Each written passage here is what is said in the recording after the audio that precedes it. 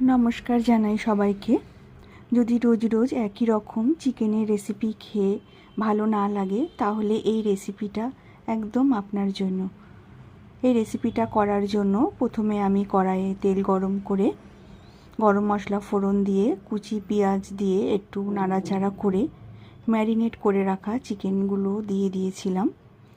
দিয়ে একটু ভাজা ভাজা করে নিয়েছি, তাতে চিকেনের কাঁচা গন্ধটা কেটে যায়।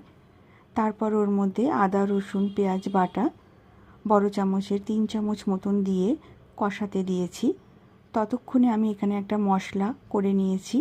হলুদ, জিরে, ধনে, লঙ্কা গুঁড়ো, কাশ্মীরি লঙ্কা গুঁড়ো সব দিয়ে মশলাটা মিশিয়ে নিয়েছি।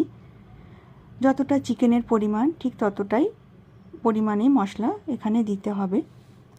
এবার মশলাটা দিয়ে ভালো করে নাড়াচাড়া করে নিতে হবে। আগে যেহেতু পেঁয়াজ ভাজার মধ্যে চিকেনটা দিয়ে একটু নাড়াচাড়া করে নিয়েছিলাম, সেই জন্য স্মেলটা ভীষণই ভালো বেরোচ্ছে।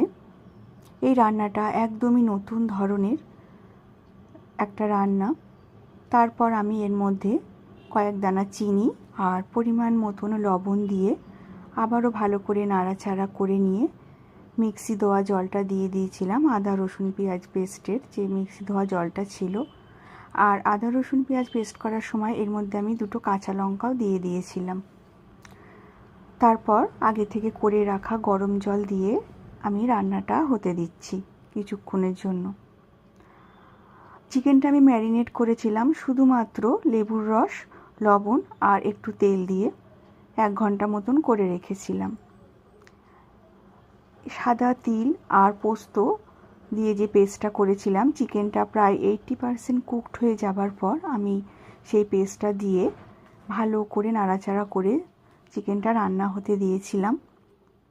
যখন ঠিক এরকম ঘন হয়ে আসবে গ্রেভিটা, ওপর থেকে 1 চামচ ঘি, অল্প একটু কসুরি মেথি আর গরম মশলা ছড়িয়ে দিলেই রেডি হয়ে গেল চিকেন তিলপুরি।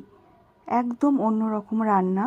এটা পরোটা, লুচি, ভাত, রাইস সব কিছুর সাথেই ভালো লাগবে। তাহলে দেরি কেন, চটপট বানিয়ে নিন।